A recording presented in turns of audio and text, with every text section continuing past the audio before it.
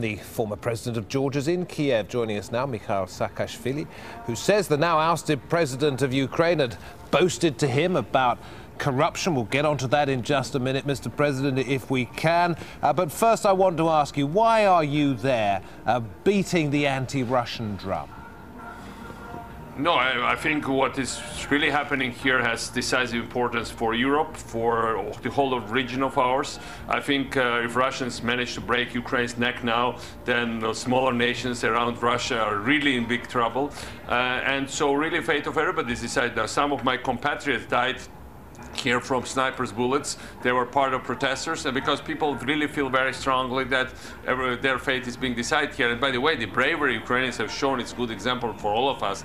I've never ever seen in recent European history anything close to the bravery these people displayed during the last few days. And also because people in the streets, they are very much aware of Georgian reforms. When I walk there, I'm very well known. I speak Ukrainian. I studied here for many years, and I lived here. So actually, I'm also part of their society. I'm very close friend to many of their leaders, and for many ways this is the place I can call my home. So of course I'm back home to help them. I'd like you to sort of illuminate us a little bit, if you would, on the conversations you say you had with Viktor Yanukovych when he was president, in which you say he boasted about being corrupt, having the courts in his pockets. Precisely what did he say? Give us an example.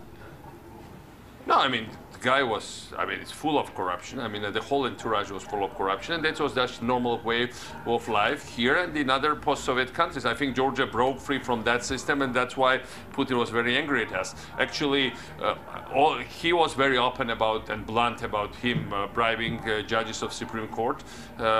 He never messed words about saying that, this is all about money, what they are doing. And the sense they had, that they owned this country, they grabbed it, and they had to use it to the benefits of themselves and their relatives. Everything that I hate, this guy openly expressed and incarnated in a way. But given the current circumstances and your venom towards Russia and Yanukovych's involvement there would be people who would say you would say that, wouldn't you?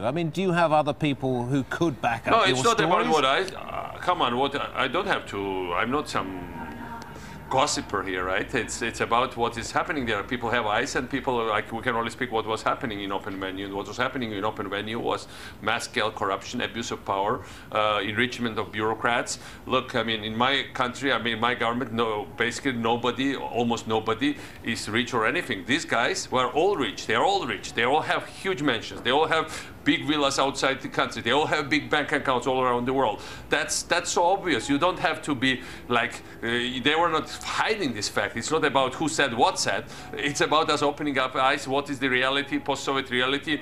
All the countries, except maybe with the exception of my country, that managed to do some of the reforms in the last several years. But otherwise, that was the way of life. And that's what Russia's soft power is, because Putin is very good at manipulating corrupt bureaucrats in its neighboring countries. He is good at that. He knows how to deal with that. And for him, it would be a disaster if one day Ukraine turns non-corrupt, democratic, open-minded society, and then it would be very hard to manipulate. And that's exactly what people want in the streets. It's not about my feelings or about my personal subjective experience. You had the Rose Revolution, and when you were president, I would imagine it was pretty tough trying to turn a country around. It's not going to be easy for them, do you believe, in Ukraine, if this succeeds? Look, after Rose Revolution, Georgia managed to become number 8 on World Bank list of easiest place to do business. Ukraine is 137th, as far as I know, on that list. We're one of the least corrupt countries in the region. Ukraine is the most corrupt. So there are things that could be delivered very fast. One of the main things I'm advising new leaders, and I've been basically meeting these days all of them, and I've been in close contact with them. I was proclaimed persona non grata by Yanukovych government. So after I came here at the beginning of revolution, I was banned from Ukraine, but I met them in Europe. I spoke with them over the phone, and I certainly extensively speak with them when I'm here. And the main advice I give them is that they should give immediate deliverables once they take power. People have expectations. People are fed up. They think that just talk is cheap, that they need deeds, they need actions, and actions could be done. there are still people, traffic police taking bribes in the street. There are still daily visits of the so-called tax inspectors and other services to every single small and medium business, harassing them. There is this oligarchic takeover of Ukrainian economy, and 30 oligarchs have always directed media and parliament and elections and every decision in this country. This needs to be no longer needs to be business as usual. People are amazingly self-organized. I today went to Ministry of Education, which is being occupied by students. You know, they're uniformed people there. They're not armed, but they're kind of like semi-military thing. But they're so smart. I mean, these kids, they were asking such smart questions that I don't get. I teach in major Western universities. I don't get such students there. These guys are amazing here. They have really bright future. They simply should be given their way. What do you make of the statements out of Moscow within the last couple of hours that military drills will go ahead in the west of the country, and that we will do anything we need to do to protect our naval fleet in the Crimea?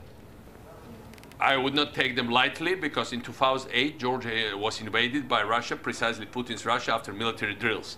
And I think that's an old thing. And what they are doing in Crimea is a very pre-prepared schemes. Putin is very good at pre-prepared schemes.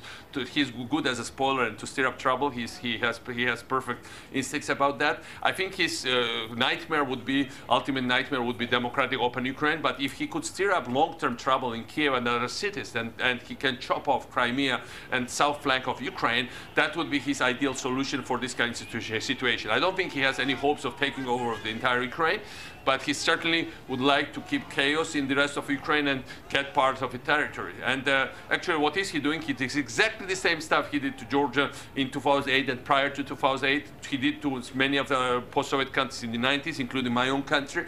It's nothing new. Good news is that we all know what he's up to. Bad news is that he would be doing that anyway. But I think that's a high time for Americans or Europeans and the rest of the international community to tell Vladimir Putin to stay away. That this time Ukraine is too big. He will burn his hands, and he should just stay away. Mikhail Saakashvili, former president, I beg your pardon, I thought you'd stopped, sir. Former president of Georgia, we thank you for joining us here on Al Jazeera.